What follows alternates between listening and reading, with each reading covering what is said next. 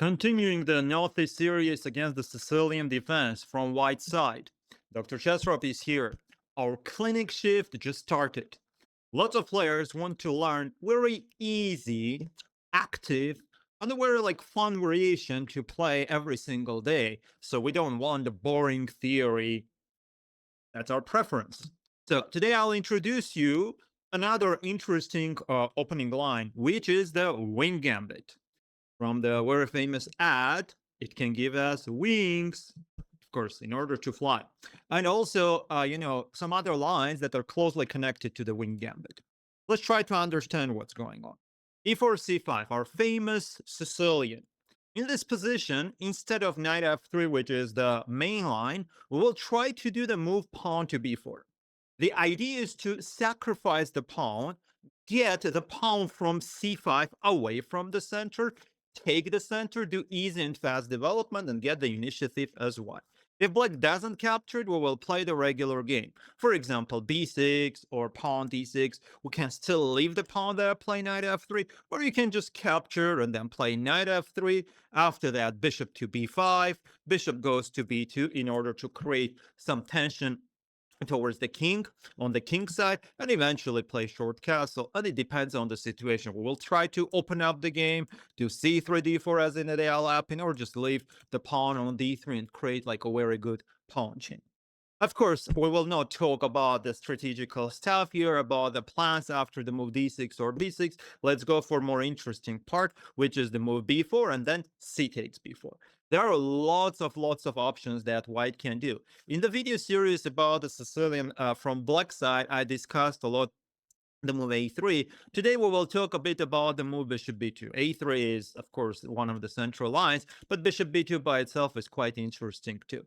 I want to show you again the main intention, the main aura of the position, what kind of energy we pack playing the move bishop b2 and going for the Wing Gambit. So knight c6, some other moves are possible as well. After knight f6, white can jump with the move to e5, bring the bishop out, or queen to f3. In some positions, queen h5 can be quite interesting. Knight f3 is a cool move too. So bishop b2, knight c6, and of course d4. We want to grab the center as soon as possible. We want to push it. If it goes with d6, we can try to push the pawn to d5, knight e5, knight f3, queen f3. And for the lost pawn, white has a very interesting position and nice compensation. Lots of players will try to do the move d5 because your opponent takes the center, it intimidates you, it will tempt you to counterattack. In some positions, that's going to be very important thing to do. He's trying to take the initiative, you're fighting back. But there are lines where it's extremely dangerous, and this one is not an exclusion. We will see what white can do.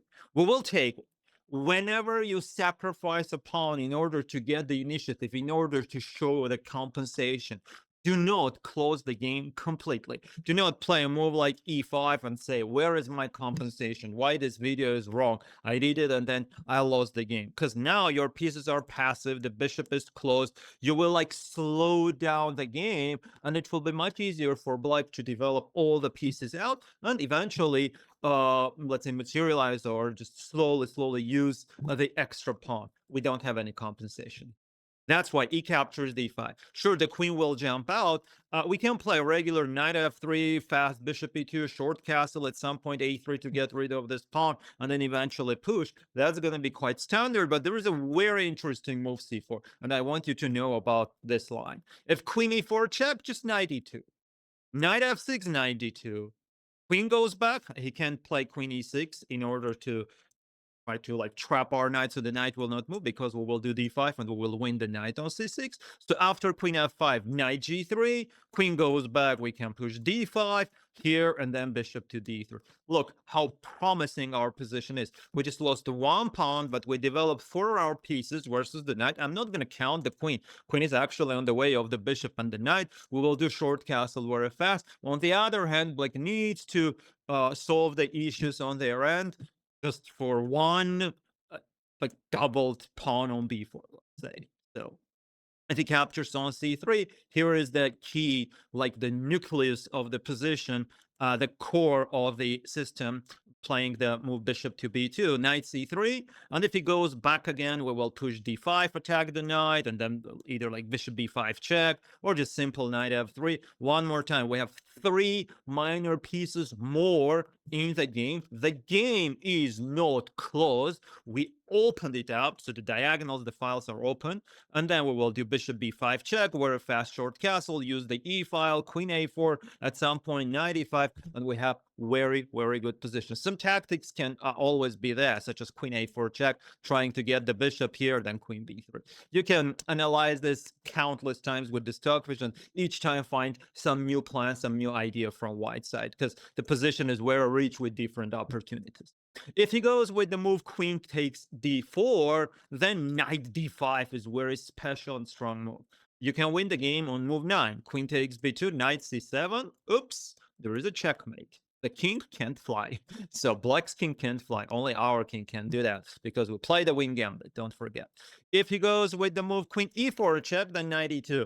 The position is even more open than in the previous example. We're down 2 pawns, but we don't care. Knight c7 is an extremely powerful threat. There is only one way that I can see that black can play and defend. Check, and then we get the rook.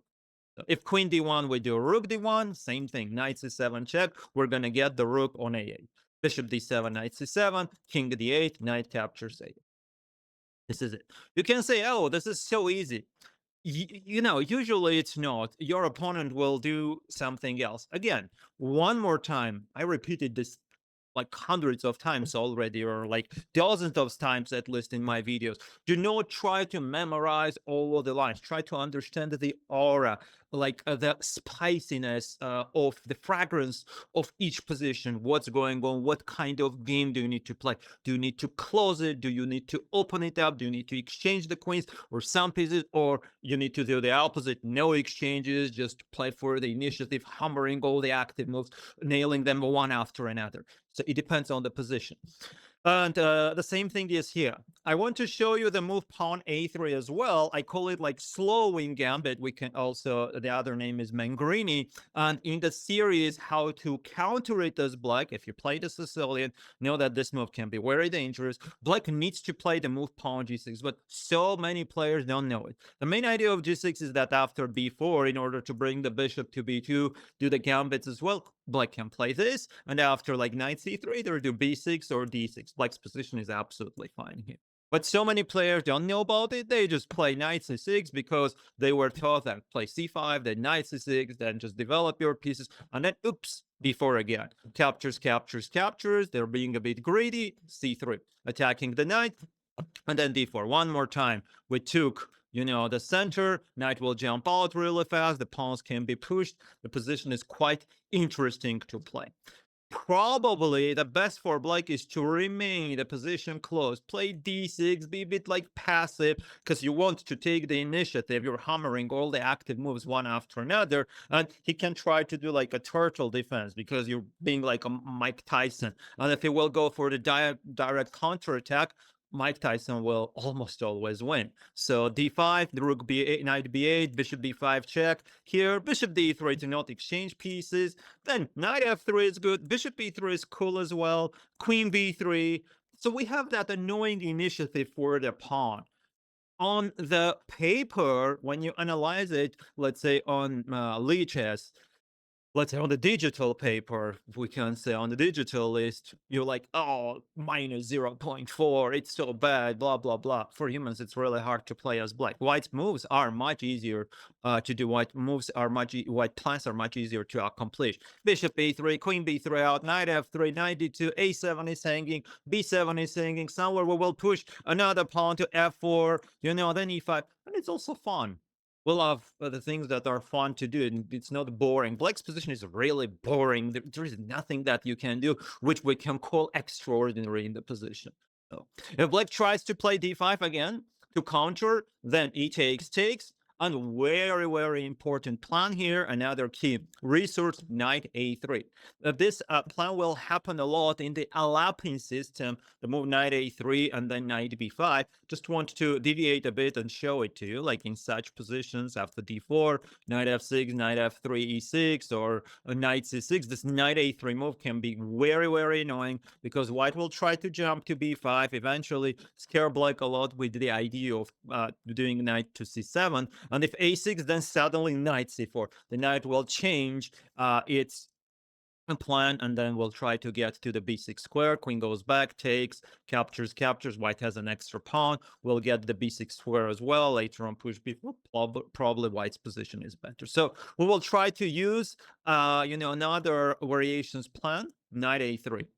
If black goes with knight f6, we do knight b5 here, and again, very important key move, pawn to d5. Attacking this knight, using some tactics. If knight goes back, then just bishop f4, we will do the same threat. If knight captures, queen takes d5, knight c7, king d8, and then knight captures d5. Black has only 2 pawns, which is, of course, not enough against the extra piece that we have, extra knight.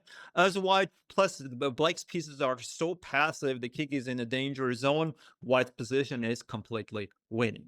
If black does the move pawn to e5 here in order to counter in the center, it's too late. Knight b5, queen d8, d5. We know what's going on. Knight b8, d6. Again, the plan is to nail the knight on c7 and then get the rook on a8. Here, just check. Capture and then check. Here, you can just take, but if you want something extraordinary by the stockfish, here, knight e8 check, and then bishop a3 check, then queen g4 check, and then queen c4 check, then eventually knight c7 check. But forget about it, just remember the plan. The knight goes to a3, knight goes to b5, if you can push the pawn to d6, if you can bring the bishop to f4, and eventually get the c7 square. And whenever the knight goes to a6, a very simple rook captures, removal of the defense. This is it. The Wing Gambit, the Mengarini or slow Wing Gambit, when we sacrifice a pawn in order to play active, bring our pieces out, take the center, and hammering as many active moves as possible. The main compensation is about the center, is about the plan to use this diagonal and this one for the bishop. And also remember about the plan with knight a3, knight b5. That's quite strong. So, Dr. Chatrop clinic will close now. I'll see you in the next chapter. We will try to cover the Grand Prix attack from white side. It will be in 2 parts. Now stop the video and let's go fly. See ya.